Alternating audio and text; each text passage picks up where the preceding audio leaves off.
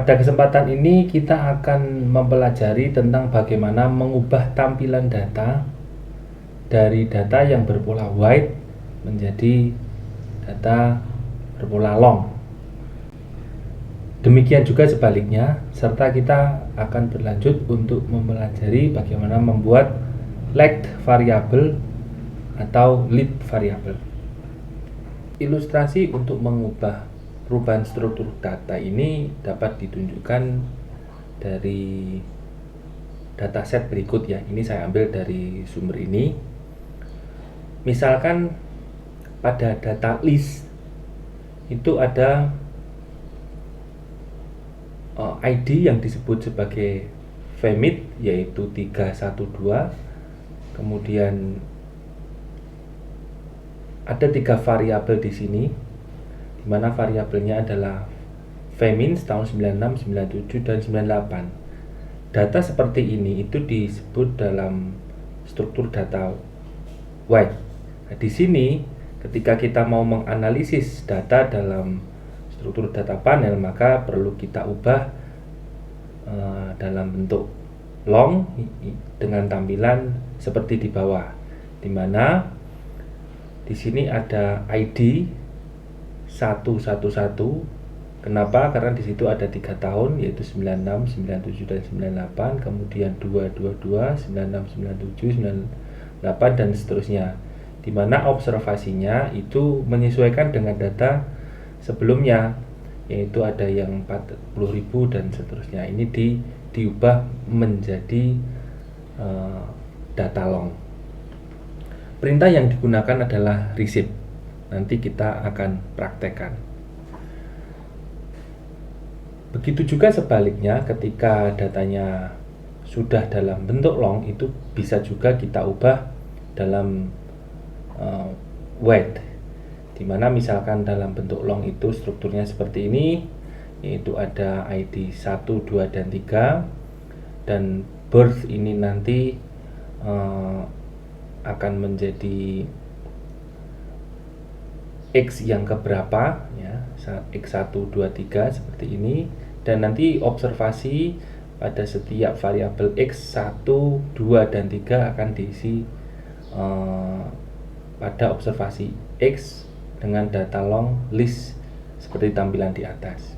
Perintah yang digunakan sebaliknya, kalau wait ke long itu berarti receive long, kalau long ke wait berarti receive wait. Kemudian diikuti dengan variabel yang akan kita ubah, kemudian diikuti dengan koma.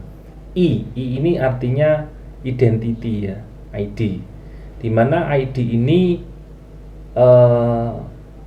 menjadi catatan khusus bahwa ID ini perlu berupa numerik ya, numerik, sehingga ketika belum memiliki ID yang sifatnya numerik, maka kita bisa membuat variabel terlebih dahulu, yaitu variabel numerik dengan melakukan perintah generate, membuat variabel berupa ID yaitu nomor ya, nomor 1 sampai dan seterusnya. J ini adalah variabel yang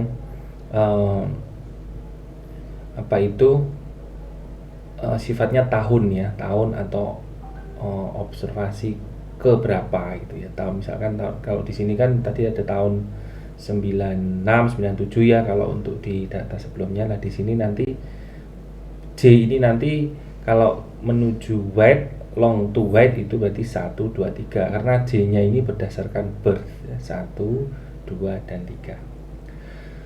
Contohnya kita menggunakan data stock price. Alamat linknya sama seperti video sebelumnya. Di situ ada file yang namanya stock price.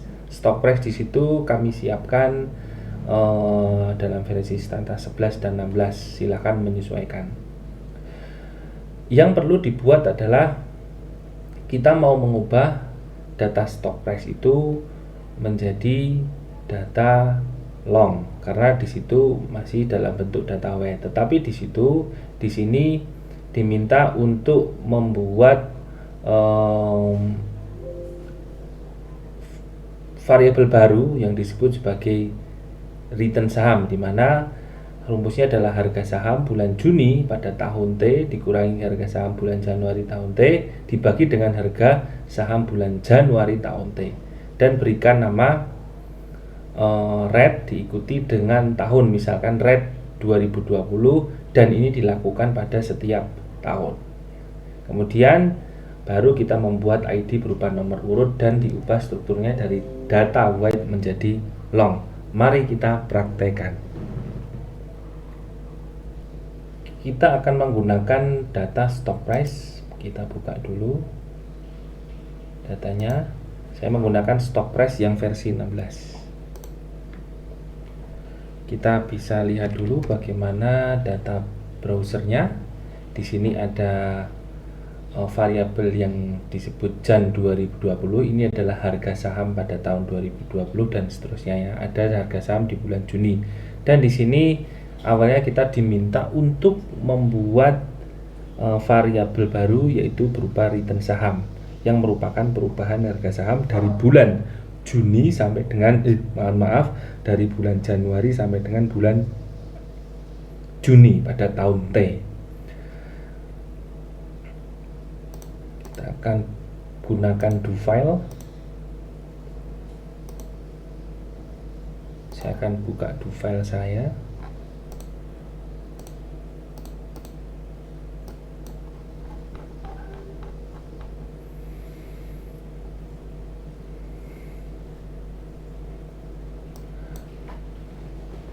Formula yang kita gunakan untuk membuat variabel baru berupa return adalah main generate ya. Kita ketikkan saja gen, kemudian return tahun 2020 ya, kita singkat red sama dengan dalam kurung ya, dalam kurung Jun 2020 dikurangi Jan 2020 dibagi Januari 2020. Nah, ini kita lakukan untuk setiap tahunnya sampai dengan tahun 2014. Ini saya coba execute dulu yang tahun 2020. Ada 81 missing value. Kemudian yang lain akan saya ikuti. Ya, di sini ada lebih banyak missing value-nya ya. Nah, di sini bisa kita lihat ada 744 observasi ya, berbeda dengan data yang sebelumnya, yaitu ada 571 ya. Nah, nanti tugas teman-teman adalah menggabungkan data ini dengan data yang sebelumnya yang sudah dilakukan merge dan append. Kemudian sekalian kita akan memberikan label pada variabel yang baru ini, yaitu berupa stock return tahun terkait. Saya langsung execute saja dengan perintah label variabel return ya, atau kita singkat red 2014, kemudian diberikan tanda petik. Ini berupa isian label yang akan kita berikan. Nah, di sini sudah ada labelnya semuanya. Kemudian setelah itu kita membuat ID ya, ID number. Karena di sini belum punya kita belum punya ID. Jadi kita harus buat dulu. Kenapa harus buat? Karena kalau receipt ini menggunakan misalkan sebenarnya ID-nya kita itu kan ini ya, ID-nya kita itu kan simbol ya. Tapi kalau kita ini kita ubah, misalkan ini saya contohkan ya. Kenapa kok kita harus pakai ID number ini? Ini saya contohkan. Misalkan ID ini kita ubah menjadi simbol.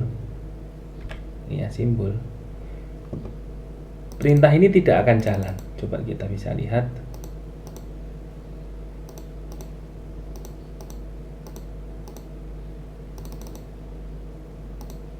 Perintah ini tidak jalan. Jadi variable ID does not uniquely identify the observation ya. Sebenarnya alasannya bukan karena data ini masih dalam bentuk string. Kita sebenarnya bisa ubah dulu ya. Misalkan kita ubah dulu. Kita encode, kebanyakan D, encode simbol ya, simbol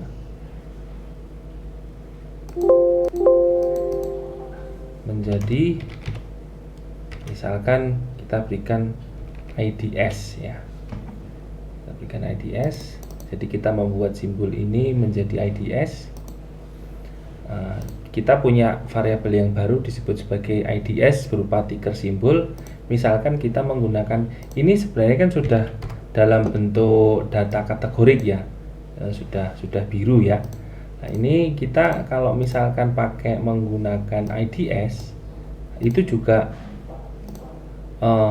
perintah ini tidak bisa dijalankan dengan baik ya. Saya coba saja, misalkan ini saya coba.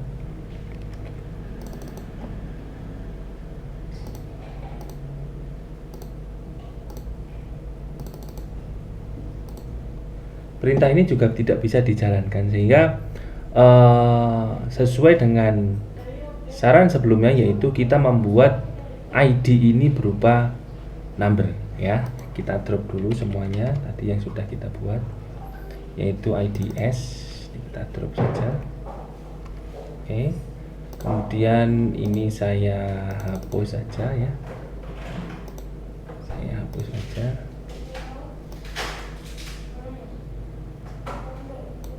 Saya langsung menggunakan ID karena kita sudah membuat ID number ya tadi ya dalam do file. Saya langsung execute. Nah, kita nanti akan memiliki satu variabel baru yang disebut sebagai ID. Kita bisa lihat pada data browsernya, ID itu nanti berupa nomor urut 1 sampai dengan 744 ya. Nah, nanti ini yang kita gunakan sebagai ID untuk melakukan receive wait to long atas variabel apa saja, Januari, Juni, dan return. Nah, formulanya seperti ini, langsung saya execute. Data akan berubah strukturnya menjadi seperti ini ya, menjadi struktur data panel ya, dimana ID-nya ini ASII ini bertambah kan namanya ya, bertambah, tapi di situ ID-nya kita diberikan angka 1 kan di situ sama semua. Nah, ini kalau kita membayangkan ini kita lakukan dengan secara manual akan sangat melelahkan ya. Jadi Stata ini dapat membantu dengan sangat cepat ya. Nah, sebaliknya ya, kita bisa mengubah dari long to wait, ini tinggal diberikan perubahan aja. Long itu diubah menjadi wait ya. Nah, di sini labelnya sudah berubah ya, ini hilang ya, sudah berubah. Begitu juga kalau kita ubah kembali menjadi wait, itu biasanya labelnya juga akan hilang, berbeda dengan label yang sudah kita berikan sebelumnya ya. Kalau sebelumnya kan Januari 2014, itu di sini ada stock price gitu kan. Nah, itu tidak ya, itu tidak seperti itu. Jadi, labelnya berubah. Konsekuensinya kalau kita merubah menjadi wait, berarti kita perlu membuat label sendiri lagi. Nah, itulah cara merubah struktur data dari wait menjadi long dan sebaliknya. Berikutnya kita akan belajar tentang bagaimana membuat lag dan lead variabel. Hal ini berfungsi ketika kita melakukan analisis, misalkan korelasi atau regresi. Kita contohkan misalkan dalam data berikut, yaitu data EAT dan return saham, di mana EAT dan return saham ini adalah data time series. Analisis korelasi atau regresi yang akan dibaca oleh Stata itu adalah sifatnya sejajar. Jadi misalkan begini, terdapat EAT di tahun 2011, itu nanti akan dianalisis secara sejajar pada tabel di sampingnya gitu.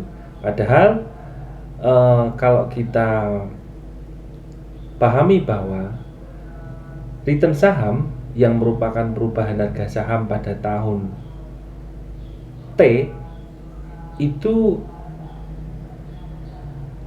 dipengaruhi atau berhubungan dengan informasi earning after tax tahun T-1 yang diterbitkan pada tahun T, sehingga analisis yang dilakukan dengan logika seperti itu, dengan meletakkan data seperti ini, maka akan tidak tepat ya, walaupun memang bisa berjalan. Sehingga yang bisa kita lakukan adalah menggeser return saham ini satu kolom ke bawah atau ke atas, itu bisa ya.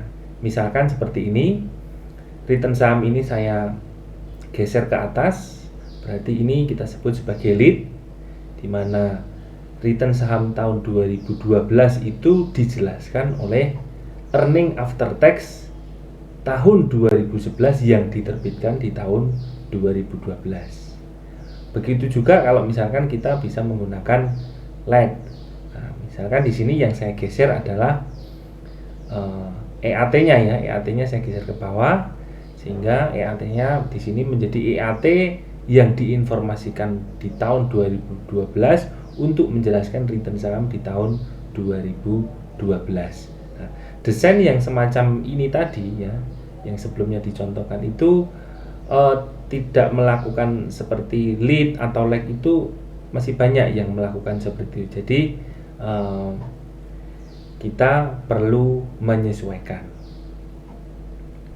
Kita akan contohkan.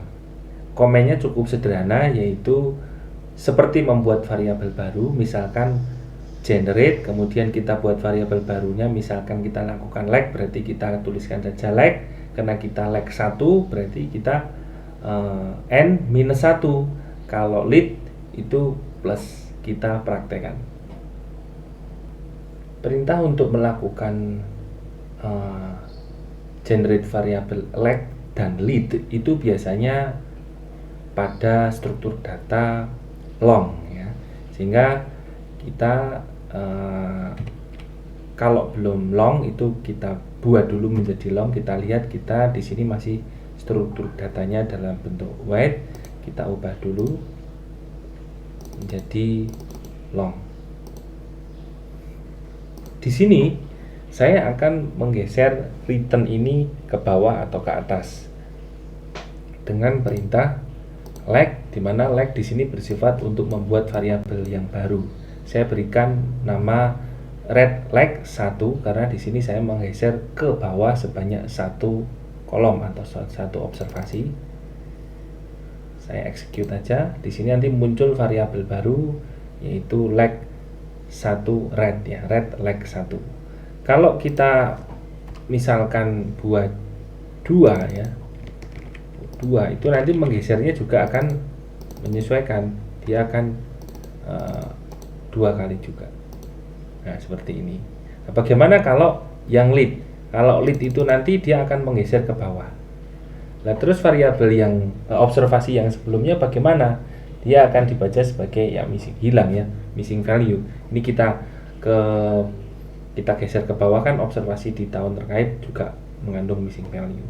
Kalau kita perintahkan lead, maka yang tahun 2015 akan bergeser ke atas ya. Kalau kita buat angka 2, itu juga akan menyesuaikan, berarti dia bergeser ke atas sebanyak 2 ya, 2 kali. Perintah ini sangat bermanfaat ketika kita misalkan dalam analisis memprediksi apa itu namanya, informasi akuntansi misalkan ya, terhadap return saham dalam jangka waktu periode investasi tertentu. Lag ini atau lead itu sangat bermanfaat untuk melakukan analisis dengan desain seperti itu. Terima kasih.